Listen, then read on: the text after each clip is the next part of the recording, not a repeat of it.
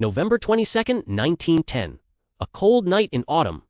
7 men, some of the most powerful money guys in America, got on a private train car in total secret. The window blinds were closed. Nobody knew where they were going. They were told to show up one at a time so nobody would notice. They were told to only use their first names so the workers on the train wouldn't figure out who they really were. Who were these guys? And what were they planning? This wasn't just a normal business meeting. This was like a secret spy mission. Here's who was on that train. Nelson Aldrich, a senator and chairman of the National Monetary Commission. Abram Piatt Andrew, who worked for the Treasury, that's the part of government that handles money. Frank Vanderlip, president of National City Bank in New York. Henry P. Davison, president of J.P. Morgan & Co. Remember that super powerful banker from last episode? Charles D. Norton, president of First National Bank of New York. Benjamin Strong, a close friend of J.P. Morgan. And Paul Warburg, president of a bank called Kuhn Loeb & Co. He was the main guy planning everything, and he had connections to the Rothschild banking family. 7 men. One secret mission. The train rolled south through the dark night, taking them to a tiny island off the coast of Georgia. Jekyll Island. For 9 days, they worked in complete secrecy, writing a document that would change America forever. Years later, Frank Vanderlip admitted what really happened. We were told to come one at a time and to be as discreet as possible. We met at a train station in New Jersey where Senator Aldrich's private train car was waiting. If people found out that our specific group got together and wrote a banking bill, that bill would have had zero chance of passing Congress. These bankers knew what they were doing would make people really mad, because what they created on Jekyll Island wasn't just some banking paperwork. It was a blueprint for control.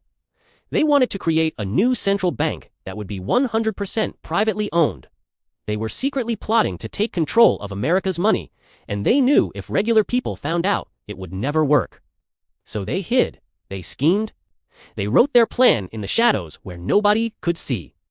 And 3 years later, on December 23, 1913, when most of Congress had already gone home for Christmas, their creation became law. The Federal Reserve System, born in the dark, created in secret, and it's still here today, more powerful than ever. Fast forward 6 months later, some researchers found documents that supposedly show who owned shares in the Federal Reserve Bank of New York in May 1914. According to these papers, there were 203,053 shares total. Based on these records, the biggest owner was National City Bank of New York, owned by Rockefeller and Kuhn Loeb & Co., with 30,000 shares. Second place was First National Bank, owned by J.P. Morgan, with 15,000 shares. Fun fact, these two banks eventually merged in 1955 to become what we know today as Citibank. Other big owners supposedly included Chase Bank of New York with 20,000 shares and the Bank of Hanover with 10,000 shares. Chase Manhattan Bank and Chemical Bank each reportedly had 6,000 shares. If these numbers are right, the 6 major banks in the New York Fed owned 40% of all shares. Some researchers say this grew to 53% by 1983. More recent studies suggest it's broken down like this: Citibank, 15%, Chase Manhattan, 14%, Morgan Guarantee Trust, 9%, Manufacturers Hanover, 7%, and Chemical Bank, 8%. Though it's really hard to verify these numbers because the Federal Reserve is privately owned and doesn't share everything publicly. The pattern is pretty obvious. Coincidence? Or did they plan it this way? There's a theory, one that people have argued about for decades, about someone who supposedly tried to challenge the private Federal Reserve Board. That person, President John F. Kennedy. According to this story, JFK was the last president to actually fight against the Federal Reserve. He supposedly tried something crazy, using 140,000 tons of gold held in what some people call a global collateral account in Indonesia to take the Federal Reserve away from the private bankers and give it to the government. Here's how the story goes. In November 1963, Kennedy met with Indonesia's first president, a guy named Sukarno. People who believe this theory say Sukarno was put in charge by the UN to manage this global gold account. They supposedly signed an agreement in Geneva called the Green Hilton Memorial Agreement. Just 10 days after signing something called Executive Order 11110, which some people think was JFK's attempt to take control of the money system away from private bankers. President Kennedy was fatally shot in Dallas. Shortly after, in 1965, Sukarno was overthrown by the Indonesian military in a coup that many believe was started by the CIA. The timing has made people suspicious for years. Now here's the thing. A lot of this story is disputed. Historians argue about what Executive Order 11110 really meant. Nobody can prove these global collateral accounts actually exist. The connections between these events are mostly guesses and theories. But the questions are still interesting. Was JFK killed because of money and financial interests? Did powerful bankers have a reason to get rid of a president who threatened their control? We can't say for sure. The evidence isn't strong enough. The theories are debated. But here's what we can say. Whether this was all planned or just coincidence. If JFK did have a plan to take control away from the bankers, it failed. The financial powers kept their control over the United States money through the Federal Reserve. The institution Kennedy supposedly opposed. It's still here, still private, still powerful. So what's the end game? What's the ultimate goal?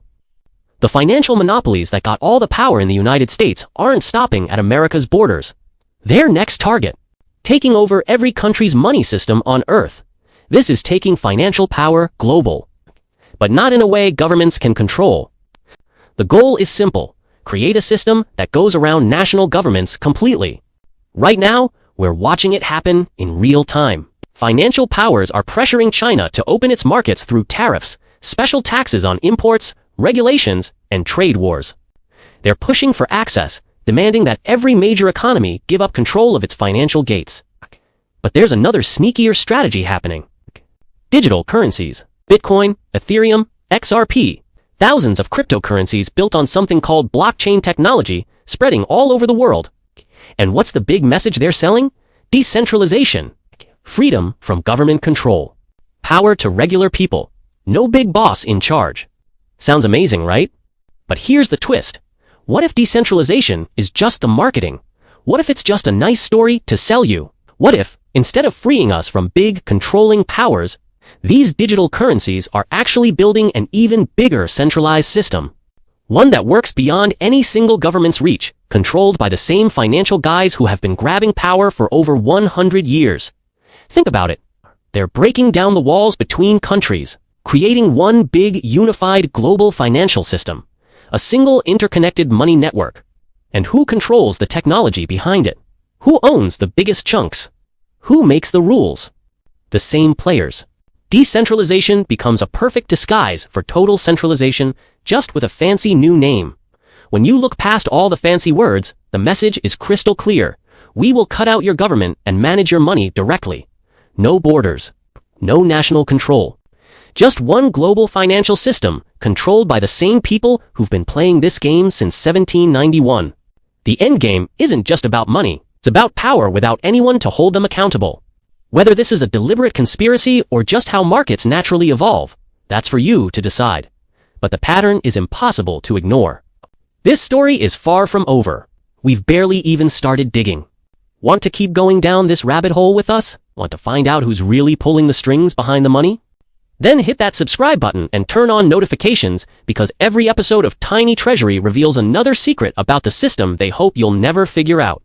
The stuff they definitely don't teach in school. Your support means the world to us and keeps these investigations going. And honestly, what we're uncovering next is going to blow your mind and change everything you thought you knew about how money actually works. Thanks so much for hanging out with us today. Can't wait to see you in the next episode.